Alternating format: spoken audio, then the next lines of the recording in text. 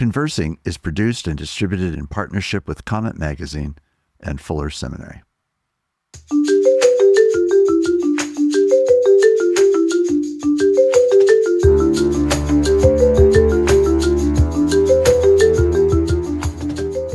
I'm Mark Labberton. Welcome to Conversing.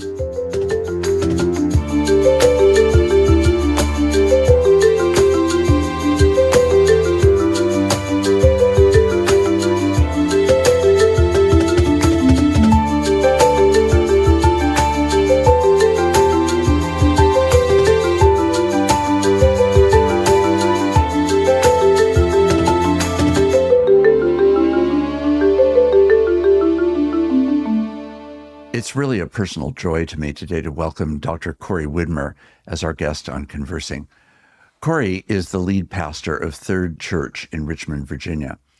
He has served as the study assistant to John Stott a number of years ago and has done both his MDiv and his PhD. When Corey and his wife, Sarah, first went to Richmond to help plant a church in the East End of Richmond, which is a largely Black and urban neighborhood, it was co-pastoring with a very close friend, and they did this work together for over 13 years. The congregation that sponsored that urban congregation was Third Church in Richmond, and he is now the pastor of that congregation. He's had a life in both dimensions of Richmond's profile, and he's doing work that is deep and consistent and solid, honest and courageous, and complicated. He understands the complexity, the pain, and the joy of being a pastor. Today we have an opportunity to explore that together, and I couldn't be happier. Corey Widmer, welcome to Conversing. What a gift to have you. Thank you, Mark Labberton. It's such an honor to be here. You know, you and I have known each other for a number of years, and part of the reason that we first came to know each other is that we had both served as study assistants to John Stott. You came much later. I was in the early bank, and I just know that the impact that he had on both of our lives is significant. And while that's not really what we're here to talk about, he both shaped us really in many, many ways, especially in our thinking about preaching, but pastoral leadership in general. So, you know, we're living in this really thorny time, super complicated, fraught with difficulties and challenges that pastors have already and then are only magnified and sort of distorted in a certain way by the season that we're in. And I just wonder if you could start by just describing to those who are pastors and those who aren't pastors, what is your take on this moment? And then I'm going to come back to John in just a minute. But what is your take on the time that we're in? Give us some descriptors. Oh, goodness gracious. Fraught, volatile, combustible. What are other adjectives that I could pull out of my thesaurus? You know, in some ways, we all hear that every Christian, every human might say, gosh, I am living in the key moment of history. I am living at the epicenter of the most dramatic moments that history has faced. And so I don't want to be hubristic about that we somehow are living in a time that is utterly unique. I think that every Christian and every pastor, and we're really talking about what it means to pastor today, I think every pastor in every time has a very similar calling, which is to shepherd the people of God and to form a community under the supremacy of Jesus' lordship and to look to his word for direction and leadership and to shape our imaginations and action in the world.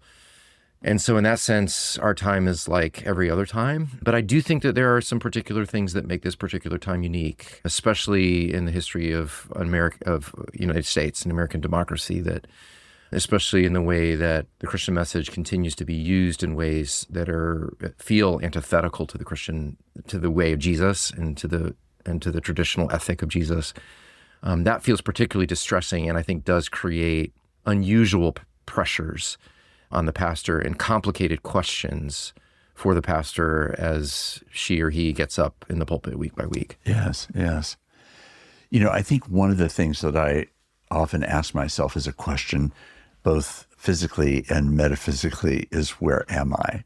Where am I? That's a good question. And I think that's what you're getting at. There's this constant sense of some kind of instrument trying to measure where am I?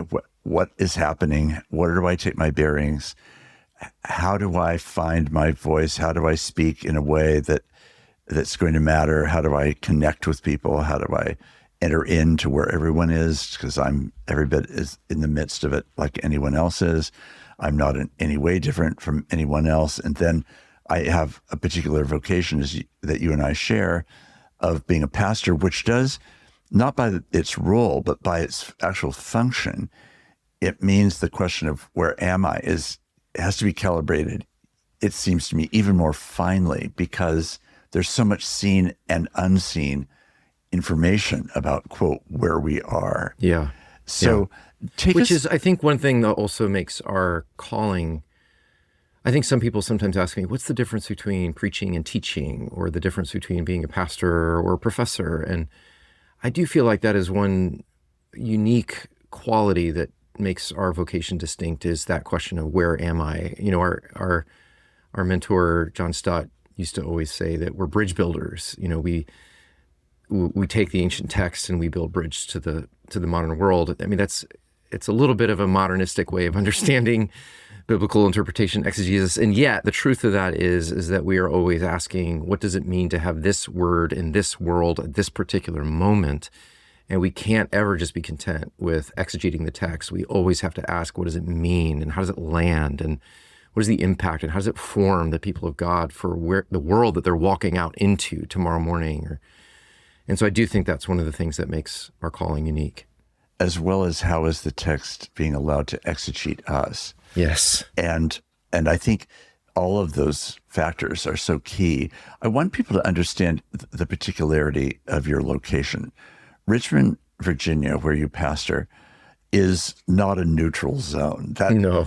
that name, that city, that location, that history may not be freshly in people's minds. So just bring to the surface for everyone what defines the history and life of Richmond, Virginia, would you say, most importantly right now? I mean, Richmond is an amazing city. Its history is so powerful and beautiful, and also deeply fraught with horrific oppression and human wickedness. You know, it was, you can find just a stone's throw from wherever you walk some of the things that have literally shaped our nation. Our first home was just down the street from where Patrick Henry delivered his "Give me liberty" or "Give me death" speech. And then just down the road from that church where he delivered that was one of the largest slave markets in the United States. It's just it's a place that's marked by both beauty and brokenness, that is grappling to understand its history and tell the truth about it, and also work to find healing in it. My wife, Sarah, and I have been here for over 20 years, and what led us here initially was actually the inspiration of John Perkins, who just died recently, and his call to Christians to relocate into places of urban blight and to work for reconciliation. And so that's what initially drew us here, is that we saw so many Christians that we admired who were at work in Richmond doing that work of healing. And I've now been a pastor here for more than 20 years, both at a large, mostly white suburban congregation and a small multiracial urban congregation, which has given me a really fascinating picture into the culture and the people of Richmond. And it also, I think, is a lovely thing, because even though I've been employed by the same church, Third Presbyterian, for over 20 years in two different congregations, I think of myself as not only being a pastor in a particular church, but also a pastor in a particular place. And that rootedness of geography and the rootedness of the people and the culture and the history here is really important to my sense of vocation. So that feels like a real blessing that not many pastors have. And that is, I think, is increasingly rare to be rooted in a place for a long time. I don't think it's an exaggeration, but correct me if I'm wrong, that in many ways it was like being a pastor in two different worlds under one umbrella. It really was. Say a bit more detail so that people can understand these two spheres. Yeah, I mean, Richmond is a deeply segregated city. The city center itself is majority Black and suffered all of the normal blights that happened around the civil rights movement and afterwards beforehand with Jim Crow and then afterwards with white flight and the decentering of the city itself as it moved westward as the suburbs were built. And so our church, Third, did that white flight thing in the 1950s. And so to our current location. So our current location is in the first ring of the white western suburbs. And we were living and ministering for about 13 years in the urban center, which was a complete opposite context. And so I think that Sarah and I very early on felt like we ourselves were bridges. We were bridging between the rich and the poor, between the white and the Black community, between those who were privileged and those who were not. And so that also has become, I think, a part of our vocation is bearing. One of my friends once said, well, of course you're stressed because bridges are stretched between 2 points and bear tremendous weight. Yes. And that's how often it's felt. And honestly, sometimes even recently in these fraught political times, pastoring a very purple congregation often still feels that way. It's the bearing of weight. And so I do think many pastors, whether it's because of different contexts, because of different people, because of different political parties within their communities, whatever, I think many pastors feel the weight of serving in that bridging kind of ministry. Right. I think it's worth people hearing a little bit, Corey, about the battle that you went through when you were asked to move from the initial congregation that you had served for 13 years, and then to move into being the pastor of the suburban congregation that was really the congregation that was paying for both ministries. Yes. And so you were an insider to Third, but you were also not an insider because you were in the east part of Richmond. I was hired in 2005 as a church planter or as an associate pastor at Third, but we were living in the East End in this urban context. And then just a few years in, Third commissioned me and a Black pastor to co-plant and co-pastor this new congregation that Third supported and funded, and was very, very generous in their incubation of that new congregation. So that's where I served as a co-pastor for all those years, but continued to be on session at Third and occasionally preach. But and then in 2015, the senior pastor who retired, and they reached out to me to explore becoming the senior pastor, and it was, at first I was just like, no way. I mean, it was right. we were living out our dream. We were living out all the things that we had always dreamt of, living in this intentional community that was really, really hard, but really working really productively to help cross boundaries and bridge segregated and divided communities and work among the poor. But I would say through the discernment of even the people in East End Fellowship and through my co-pastor and other elders, really felt like it was time for me to step into this different context. But I think the key is for the same purpose, the same purpose of helping lead the people of God, to equip them, enable them to fulfill this beautiful mission and vision that Jesus Christ has given his church, which is to bear the good news of his kingdom for the shalom of all people and for the common good of the city. And the suburban church has just as much of a role to play in that as the city church. But yes, the worlds could not be more different. Well, I remember walking with you through some of that and feeling the tension, because one was so much the visible expression of the sweet spot that you had sought and pursued and wanted to be in. And at the same time, you could see that there was an understandable appeal on the part of Third for you to come over into the role of being the pastor of the congregation, and yet to not want to do so out of, in a way, any symbol of rejection or distance from the East End, and at the same time not wanting to be engulfed and swallowed by this larger institution and by a completely different subculture. So how you were going to be a genuine pastor holding on to the whole of that was really, I think, as I remember, one of the great challenges. How do you do it in the way that you've just described, which I think you actually have done? And yet I do remember feeling very sobered by the breadth of that challenge, really, and and what it would demand of you, all that it would call forth from you, that I didn't have any doubt was there to be called forth, but I knew that the process was going to be very challenging to be able to do that. I want to go into this a little further because as we reflect on what it means to be a pastor in this particular set of times, I feel like that experience allowed you in a different era that was not marked by the same political actors and the same kind of main stage dramas that are going on today. But there were plenty of, of course, realities. We've been in this trajectory for a long time. Let's face it. Yes, exactly. So just walk us through that a bit, and then I want to step back and begin thinking about what the challenges are of being a pastor right now. Yeah. I mean, I think I was profoundly shaped by that experience. And I think that there are many things from that experience that I've been able to carry right into my role within the last 10 years in a very different context in this larger suburban congregation. I think one of the things is learning how to hold, like I was saying, hold tension and bridge healthy communities across significant difference. You know, at Easton Fellowship, it was between the Black and the white community. And we would often say, look, if you are happy with the way worship is 100% of the time, then something is wrong. We are all committed to be equally unhappy because no one culture here has ultimate supremacy. We're submitting to one another's preferences. So there might be a song you like that someone else hates and vice versa. And many of those same things have translated into a congregation like ours that, frankly, when I showed up, did experience a lot of division between older and younger generations, between contemporary worshipers and traditionalist worshipers.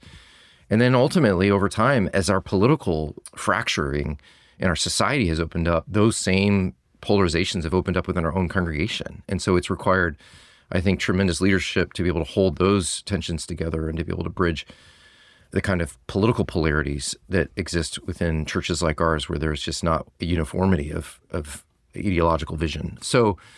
So many of those things, and the capacity for me as a leader, I think that every pastor these days is having to learn how to practice, I think, what a systems theorist would call emotional containment, to how to, instead of avoid conflict or make conflict bigger, to absorb conflict, to absorb the tension, and to have enough emotional maturity to be able to hold that within our own nervous systems and our own bodies, to be able to bring people across difference together, and to be able to help to shape unity around what we hold to be central to our community, Jesus Christ and his kingdom. And so I think all those things that I learned in that time have been super helpful in pastoring a very different kind of church.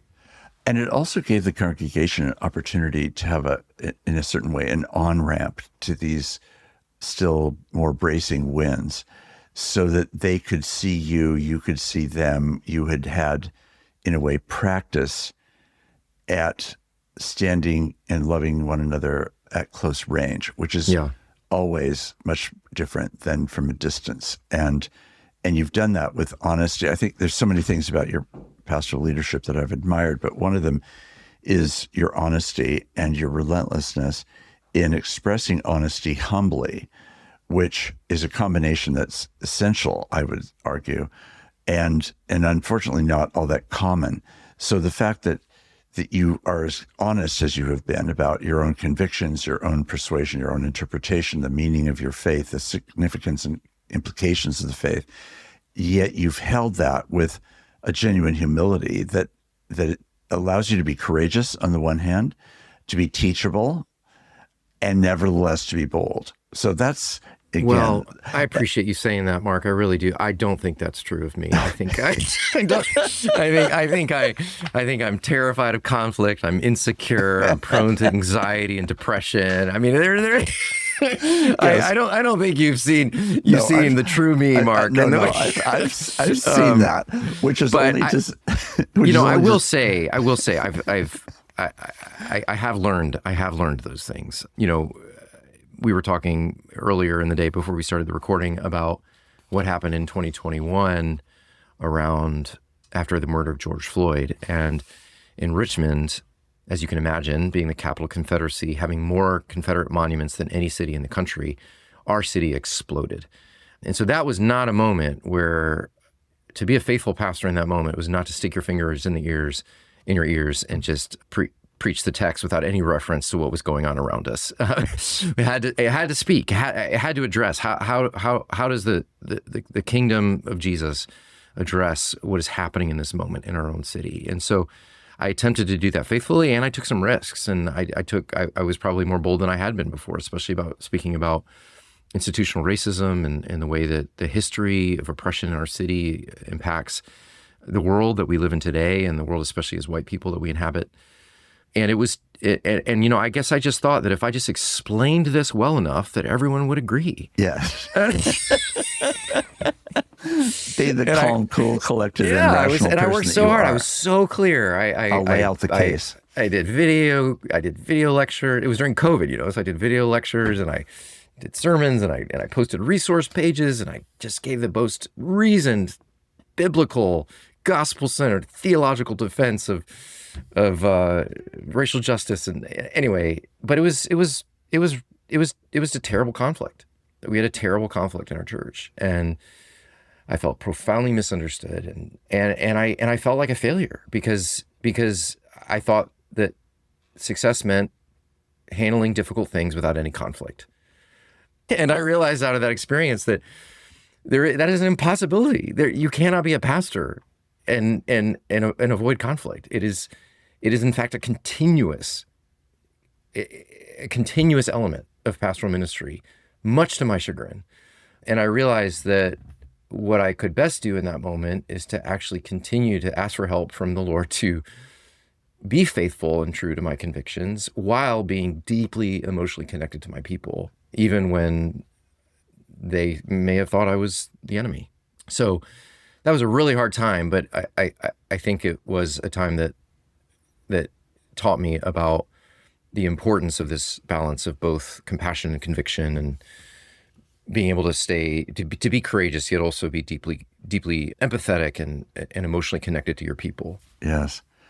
Well, I do think that all of that underlying anxiety and depression and fearfulness and so forth, those are familiar to you. They're certainly familiar to me. And I think that inherent challenge in being in the vortex of realizing that there is a strategy of pastoral ministry that's about domesticating these issues in such a way that you just really do avoid them, or you euphemize them in such a way that you pay almost no price, and therefore you make no headway actually in the church, but you may have, quote, kept the peace, but it's at a cost of not letting the gospel do its gritty, salty, light-bringing work. And I'm just pausing because I'm just so taken with what every Christian, really, whatever their setting, whatever their vocation and calling, if we're seeking to be people who are credible witnesses, we're all going to face those particular challenges. But I do think it's important for listeners, again, whether pastors or otherwise, to realize that the challenges that you're living vividly in front of a congregation as its pastor are really the challenges that every person sitting in the pew theoretically is being at least welcomed into joining, because it isn't just your work or the session's work. It's really the work of the people. And it is literally the liturgy of God's people in the world as light and salt. And the challenge of that, when we can see that we share it together, makes it really different. And I think my sense is that partly it seemed to be that was during the Eastern Fellowship years that your own language around community and communion and a we rather than a me, not egocentrically, that wasn't your issue, but I'm meaning more like it's really a collective us that has to do this work, not just individual work. So I guess I'm curious, when you think about the influences that have helped shape you to be that kind of pastor, on the ground there are some really outstanding lay leaders in your congregation. Indeed. And there are some staff people who were important conversation partners. And there were, other people beyond that in circles of fellowship and connection that you have. One of the things that we both know and have already referred to is this influence of John Stott. So to have been early shaped, just about each of us were, by this towering influence, it's clear from the beginning to both of us that our vocation was not to be John Stott, and it was not to even think in those terms. We're both married, for one. Yes, well, touche. Yes, we're too soft, Mark. We're too soft. Yes, exactly. But there were things that really formed you, as they did me. When you think about the storms that you've been through up to now, and how his example affected the way that you have been able to see yourself in this moment, what would be some of the things you would point to? Oh my goodness, so many things. I mean, certainly he had an enormous impact on me, and I know you, in his understanding of the role of the preacher. That I grew up in a wonderful church, but a church where a pastor essentially got up and shared an inspirational story and read a verse and told a joke, and that was the sermon. And it was lovely, but when I first started sitting under Stott and his preaching, when I moved to London, it was a revelation. I'd never really heard anyone take the text so seriously and be able to draw such beauty and truth out of the text and apply it in such a transformative way, in such a passionate way, such a way that was so given through the fullness of his personality. And so I think that was the first thing, as I realized that is one of the true things that we bring that is so unique about our vocation, is that we're not getting up just to speak our opinions. We're not getting up to be entertainers. We're not getting up to give our hot take on whatever political issues going on, that we actually stand under the Word of God, and also very influenced by the Reformed theologian Karl Barth in this way, that the Word has a unique and powerful voice in the gospel of Jesus Christ, and that is the supreme call that we're given, is to be vessels of that Word, and we stand under it, and we're judged by it. But I think that the additional thing that I think was so affecting of me from Stott is that he wasn't just a Bible teacher. Like, he brought that biblical vision to so many diverse topics and perspectives about things that humans grapple with and struggle with in the world. I don't know if all the listeners know this, but he was the principal writer of the Lausanne Covenant, and there was a serious debate at the Lausanne movement, at the Lausanne Conference, about whether the concerns of the global South, which were principally concerned about poverty and alleviation of poverty, and the concerns of the growing gulf between the West and the non-West, the rich and the poor, whether that should be included in the Lausanne Covenant as central to the mission of God and the mission of the church. And Stott departed from all of his Western peers to stand with his Southern brothers and sisters, and ultimately was able to persuade the rest of the conference to indeed incorporate justice, social concern, alleviation of poverty, concern for the poor into the central mission of the church. And, I just look back on that now, Mark, and I think, like, that was just so before his time. And, another thing, I think the reason that feels so relevant right now is that we're living in a time that is so binary. Most white evangelicals side with Republicans, or sort of the Republican Party, because it sort of is the party of personal morality. At least it was. It was. It's cared about things like abortion and sexual ethics and things like that. And then many African Americans, the Black church, main lines often sided with the Democratic Party because it stood for things like justice and social righteousness. And I think Stott just modeled, that you couldn't peg him. Stott would never fit in a two-party system, because you couldn't peg him, because he cared deeply about, things that you might consider to be traditional evangelical concerns. But he also just cared deeply about the environment and creation care and nuclear disarmament. And things that, would probably get him run out of the room in most conservative circles these days. And so he modeled to me that we do not take our cues from these political binaries. No political party in any way could possibly align with the values and the vision and the ethic of the radical upside-down kingdom of Jesus. It is an entirely different ethic. It's a different politic. It's a different kingdom. And I think he modeled that to me, and the way that he was sort of so unafraid to flesh that out. Yeah, it is really, really remarkable. I do think that he also, as you've exemplified, really he also brought a fearlessness to this collision, believing that they were resolved in the being and character of God rather than in social political rhetoric or by the perfect argument. It was more like, no, these are the dual realities. These are very hard things to bring adequately together, and they must be held together because that's the nature of God's love and purposes, that they belong together rather than as opponents, let alone enemies. And I think his willingness, as you experienced and I did too, of independent pursuit of people with whom he had real conflicts, or they had conflicts with him, that he would pursue having reconciling conversations, or at least intended to be reconciling conversations where people, sometimes groups, sometimes individuals, where things needed to be talked all the way through could actually happen. And they didn't, of course, it didn't always work, and it didn't always result in some kind of reconciling understanding of one another.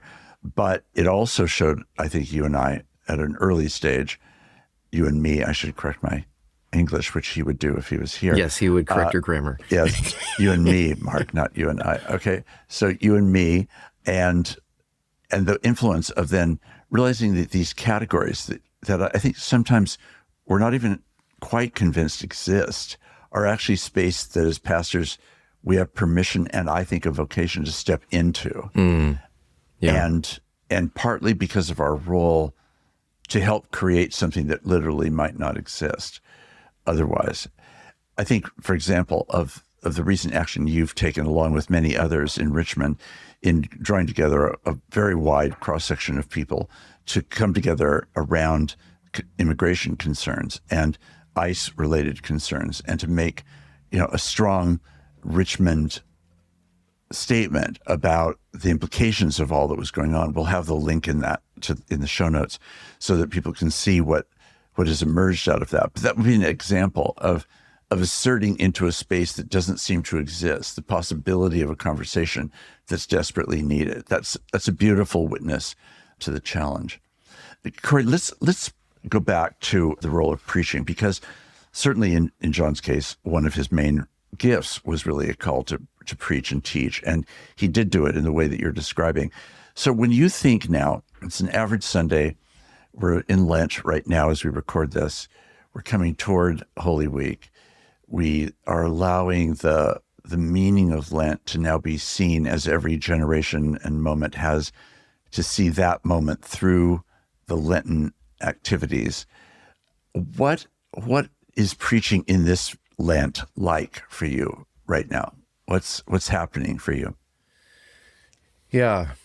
For me personally, this feels like a very Lenty Lent. Touche.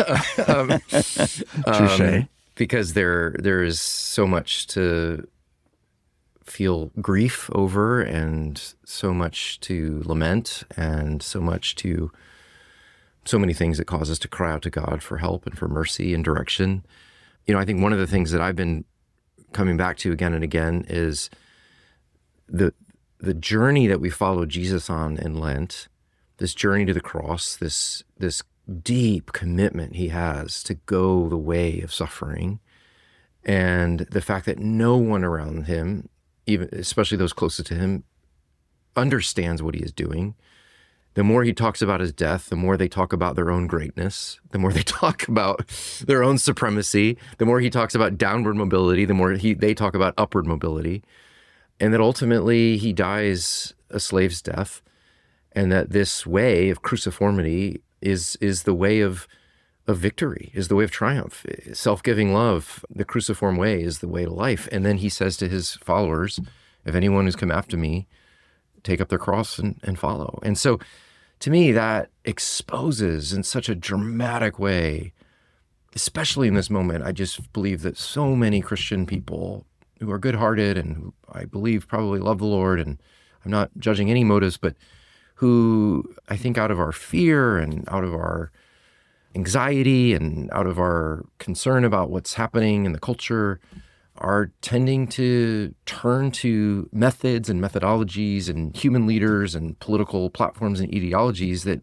counteract, contradict, undermine the cruciform way of Jesus, and that actually embrace a completely opposite way that embraces, power and dominance and control, alienation of the enemy rather than loving of the enemy, consolidating power for ourselves rather than giving power away. And so I do think that the journey of Jesus in Lent is so powerful because it doesn't just speak to our salvation, it speaks to the calling of every Christian, the calling of every community of Jesus to actually practice a different way of being in the world, a different way of seeking power, a different way of seeking greatness, a different way of finding our life and our security. So it does, to me, feel like the Lenten journey of Jesus feels particularly relevant in the context we're in. Right. I just spent several weeks reflecting on Philippians 2, and it is the journey of downward mobility, downward identity, downward self-giving love. All of that is the primary way of Jesus in Philippians 2, that opening hymn, verses 1 through 11.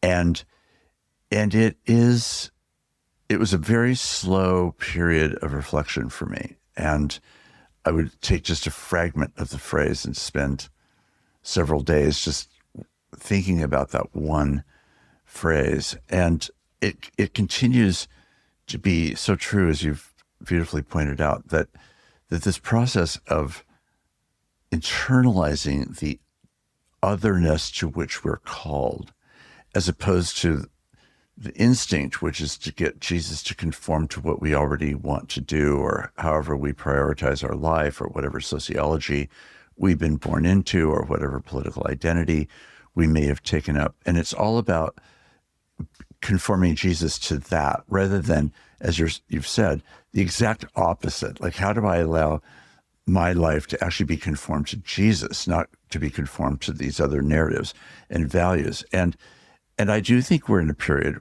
this is partly why, at least from my point of view, it feels right to say that the church in America is in an exilic period, because it feels like we should be on the outside of a culture that is ever more different and colliding with Jesus.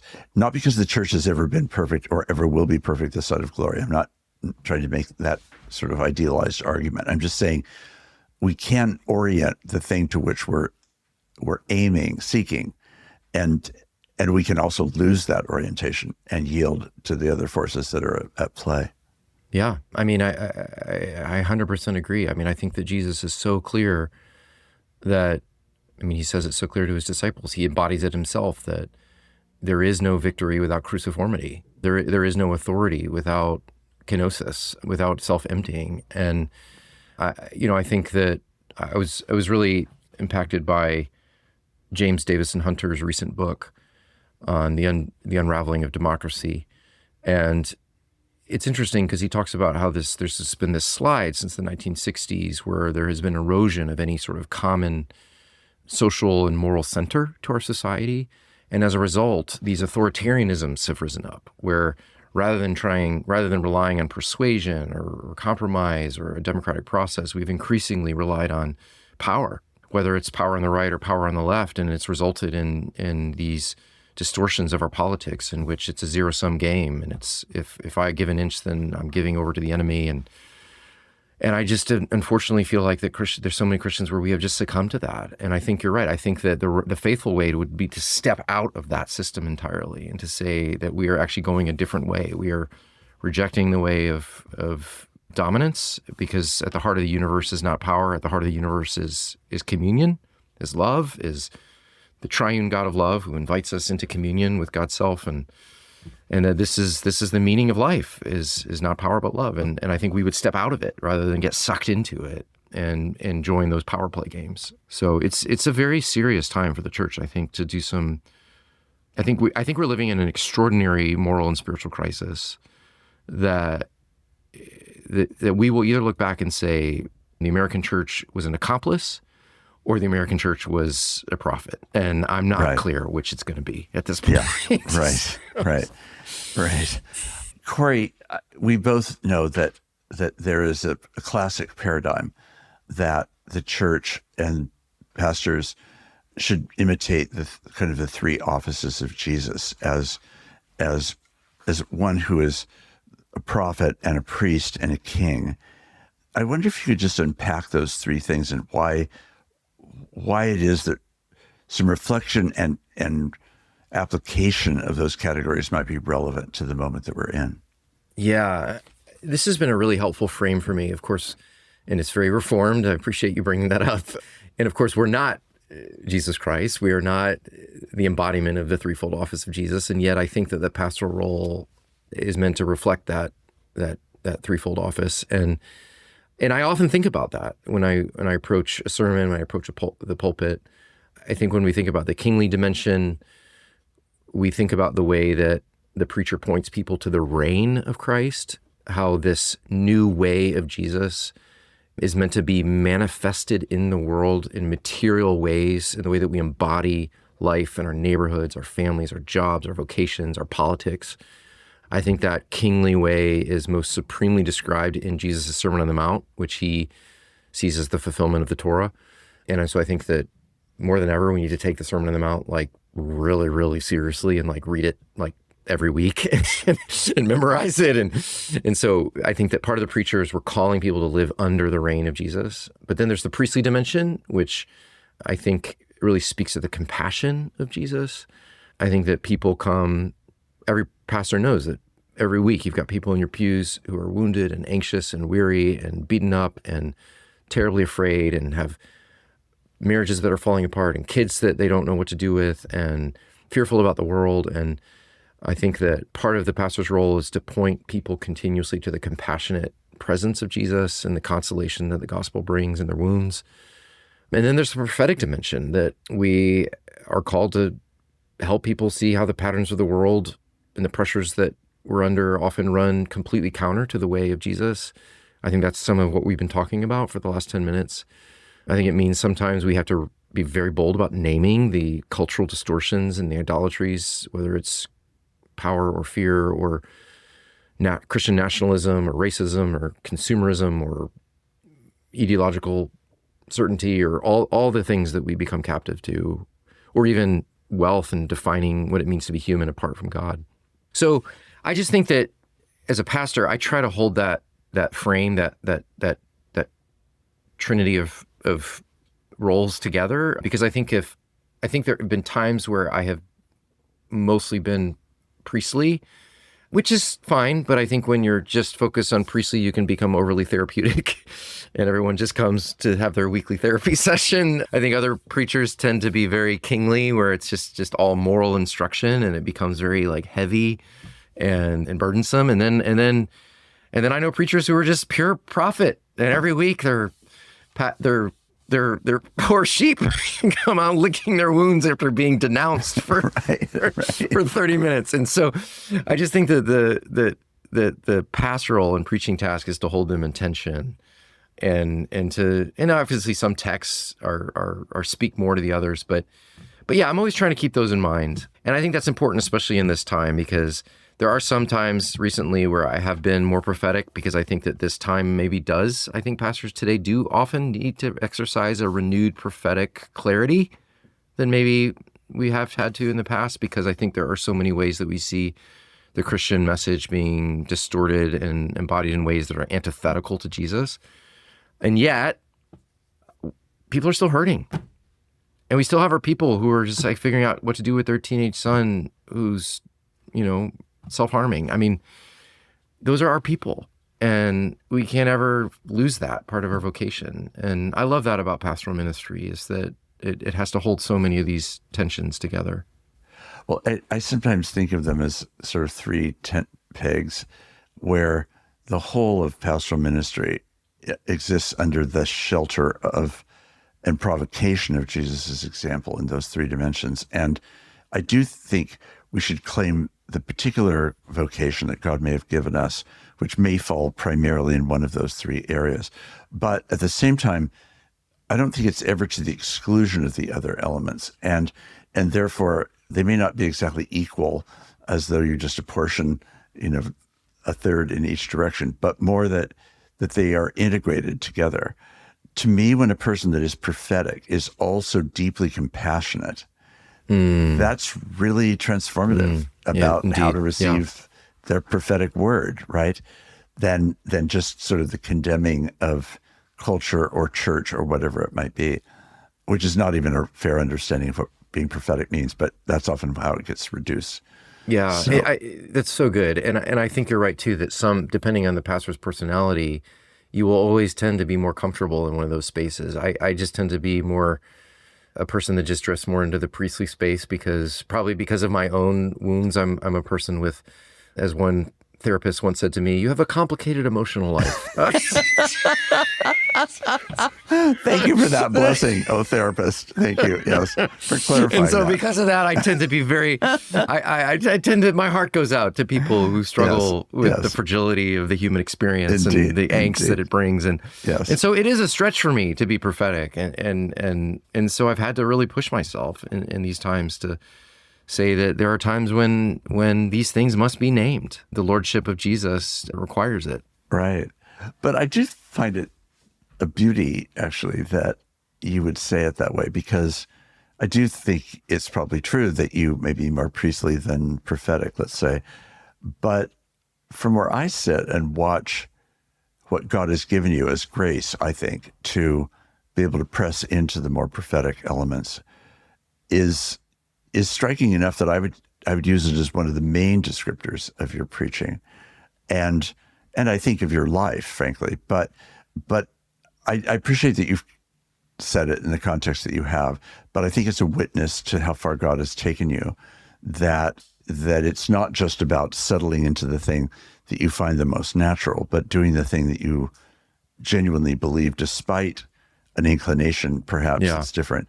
Well, I really appreciate you saying that. I really do. And that is God's grace, because it's not of me. But you know why you can know when you're really not a prophet is when, after you say the hard word, you leave the room and you say, oh, I hope that they don't feel too bad.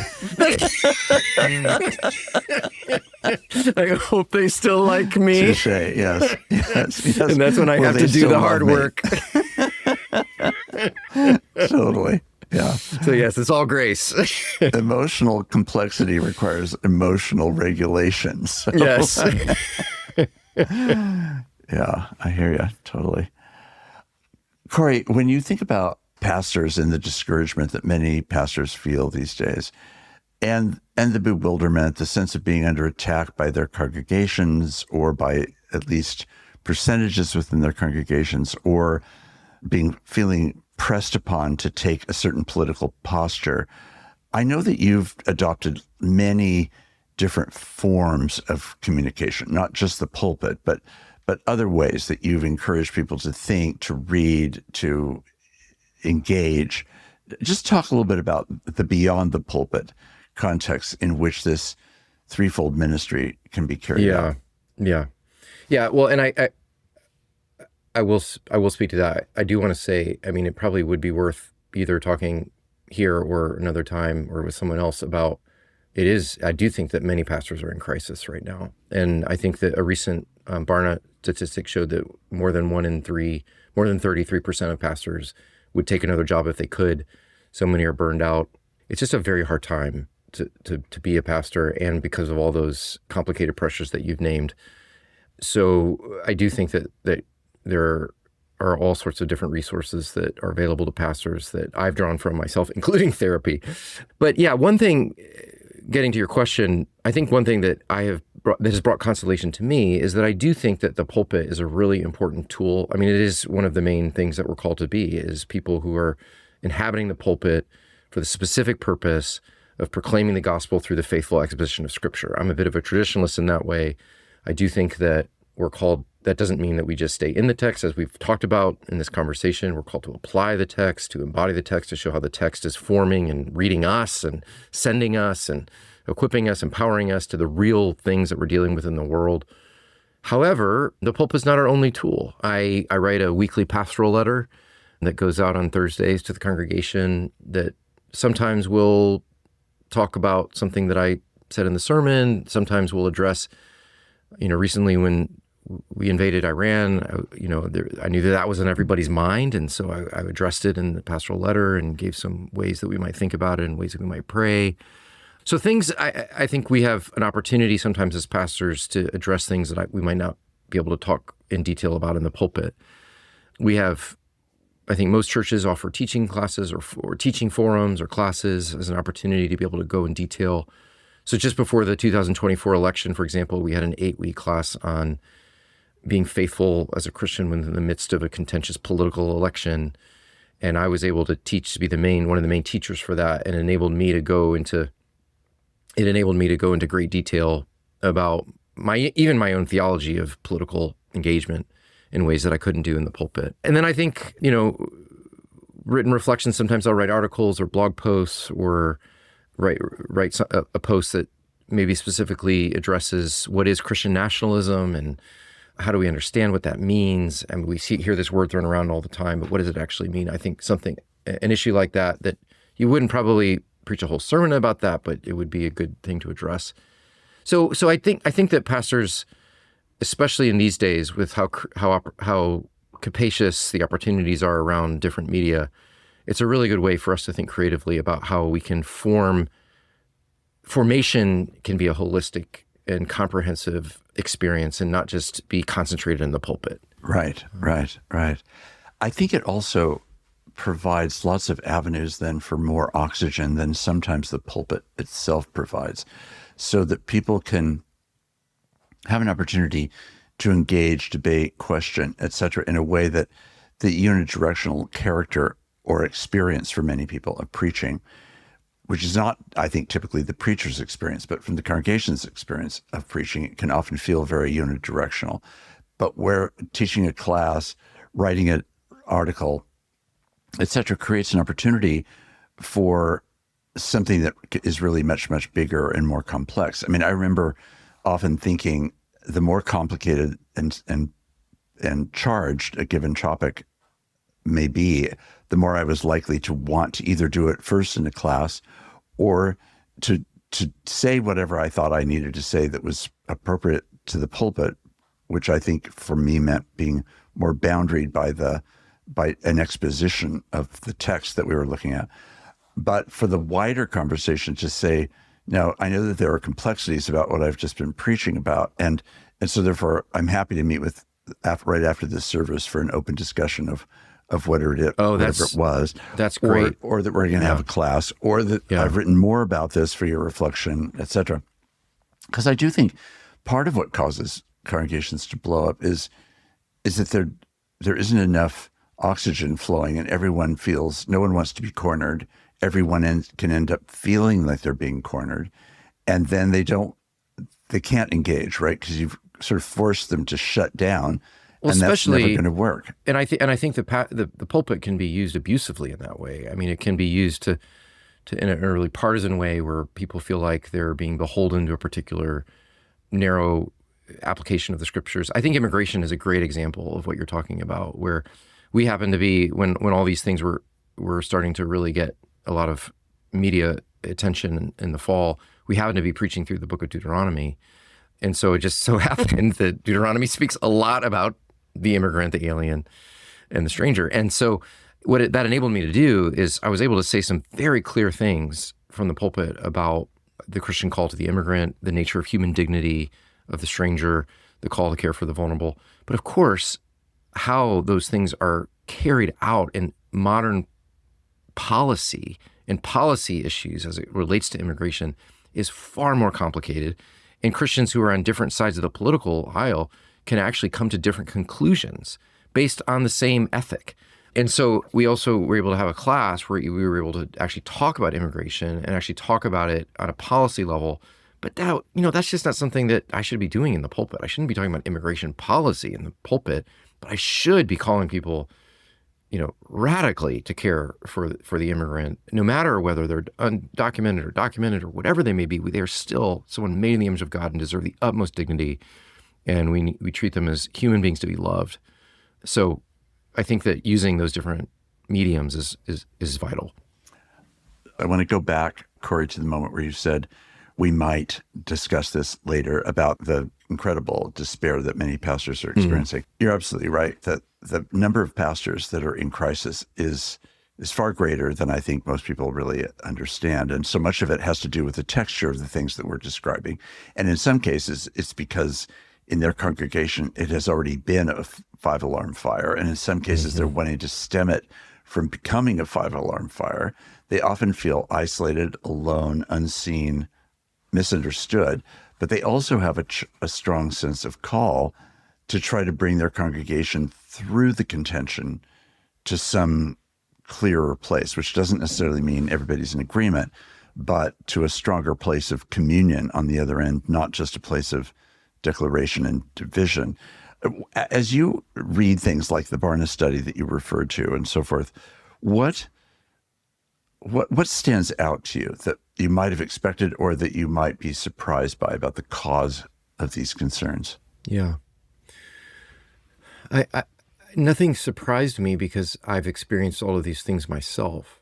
I think one of the things that was so sad to me about that study that I read recently was about friendship, that so few pastors can name like a single person that they would be able to name as an authentic friend. And I think that's really true. I personally am blessed to have rich friends that knew me, that live here in Richmond, that knew me before I was a pastor. And so to them, I'm not Pastor Corey, I'm just Corey, and I'm super grateful for that. But I think many pastors find themselves in situations where they're leading a community, they're in their imaginations, they believe that this should be an embodiment of the kingdom of God, a proleptic foretaste of the banquet that is coming, where we are deeply united around Jesus and loving one another the way they do in the book of Acts. But in reality, you're like, people are mad at you because the choir is, not singing enough, or this session member has a power struggle with you. And in reality, like, you feel like, I can't be my authentic self with these people. I can't actually tell them what's going on in my marriage. I can't tell them because they'll think I'm a fraud. I can't tell them what's going on with my teenage kid. And so I think that so many pastors end up feeling disintegrated, split. There's a splitness. There's a lack of authenticity, a lack of transparency. And when you can't, and when you feel like you're trying to build this authentic community, but you yourself feel so inauthentic, can be a very, I think, disintegrating experience. And I certainly have experienced that at times. And I think it's really propelled me to see the importance of having at least a few people in the church that I can be truly authentic with, or who know everything that's going on in my life. And then lots of people outside the church that I can share authentically with too. So that's the big thing, I think, isolation and loneliness and fragmentation. When you add what you've just said to the moment that we're in which there's just in general a problem with relationships and with trust and with an inability to cross boundaries, it seems, or to want to cross boundaries, be willing to risk crossing boundaries, does leave pastors, I think, easily that much more isolated. And I think that is one of the main words that describes it. And that is just never good. It's never how we're meant to be. We're far less likely to be able to make our way through the chapter of that season of life if we don't have people with us that we know are with us. And yeah, I certainly can say that I spend a fair amount of time talking with pastors that are in such circumstances, and the burdens, the fears, the sense that their hands are tied, and also my sense that sometimes they have tied their own hands. It's really both and. Yeah. And feeling like, the people that, that I'm depending on for my livelihood are also the people that I need to be shepherding, and are also the people that I need to speak prophetically to. And yet if I do, then, what is going to happen to our budget this year? I mean, there's just so many complex issues at play. I know years ago I read a wonderful essay by the Irish poet David White, in which he talks about burnout. And I think many pastors are very burned out. And he says the opposite of burnout, or the remedy for burnout, is not rest, but wholeness, wholeheartedness. And I think that truly speaks to, like, when I was burned out, in 2021, 2022, which nearly really brought me to the end of myself and my career, I can see that that's what was going on, is that, I was probably getting enough sleep, but I just felt so pulled apart. I felt so disintegrated. I felt, who can I be myself? How can I be myself in this role? And I think that wholeness is so evasive, and it's so difficult, evasive. I think, for some pastors to apprehend. Yeah. One of the things that shapes it, I think, too, is the expectations of congregations. I mean, we live in a grab and go culture, right? Everywhere you turn, it seems like you see a sign with something like that on. Mm-hmm. Just, you don't have to be here for more than a nanosecond to get whatever you are coming for and to get off or out or away or to the next thing or whatever it may be. And I compare that sometimes in my mind to the images of Psalm 1 about the sense of being rooted and dwelling for a really in a long space time, where all of the nutrients are pouring into your body, right? And I'm not trying to scandalize in either direction or to harshly critique, but just to acknowledge that those two things are about as different as two things could be. And the instincts of that integratedness that you're describing has to come from time. And yet one of the other parts of pastoral ministry that we haven't talked about is often pastors' experience that there is no time. And yet the gift of being called as a pastor is a gift of time. It's like you don't have to do another job. We're giving you all of your time, which we will pay for you to now be free to be our pastor. But it becomes a slavish vocation of demand rather than actually a gift of time that allows the pastor to do the kind of meditative and reflective work that's necessary. Somehow you seem to have made room for that, which I want to honor, because I do think that's a huge part of. Well, I mean, a lot of it has come through great suffering and having to grapple with my own demons and my own false self, and recognizing the ways that I've often used this vocation as a way to achieve the things that my distorted soul craves, whether it be attention or approval or privilege or whatever it might be. And I think really embracing the contemplative tradition over the last 5 years and really seeing communion with God as the heart of the Christian life, rather than activism or, proclaiming or having the right answers or whatever it might be. But I think seeing communion and life, our deep, deep life with God, for me, centering prayer has been an essential practice.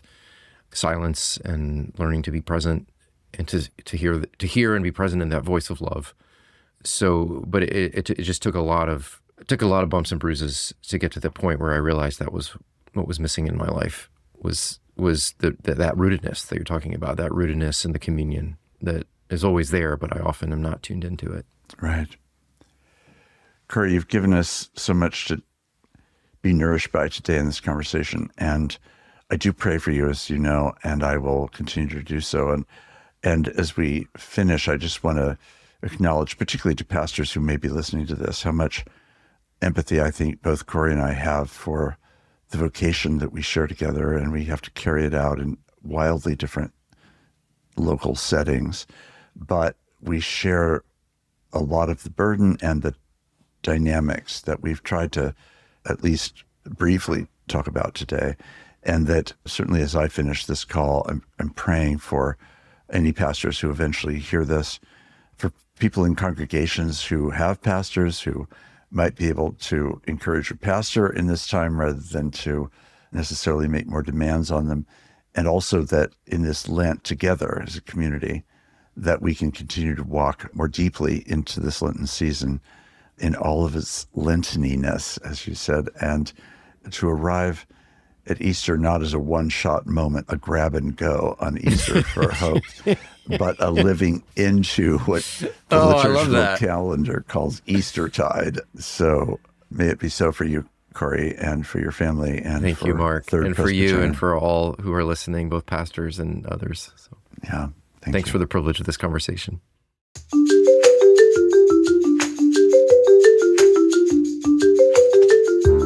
Conversing is produced and distributed in partnership with Comment Magazine and Fuller Seminary. Peter Labberton is our engineer and editor. Evan Rosa is our producer. For more information about Comment Magazine, visit comment.org, where you can subscribe, read the current magazine issue, and browse their archive. Fuller Seminary is an evangelical, multi-denominational graduate institution committed to providing indispensable formational education for diverse Christian leaders everywhere. For information, visit fuller.edu. I'm your host, Mark Labberton. Thanks for listening with me.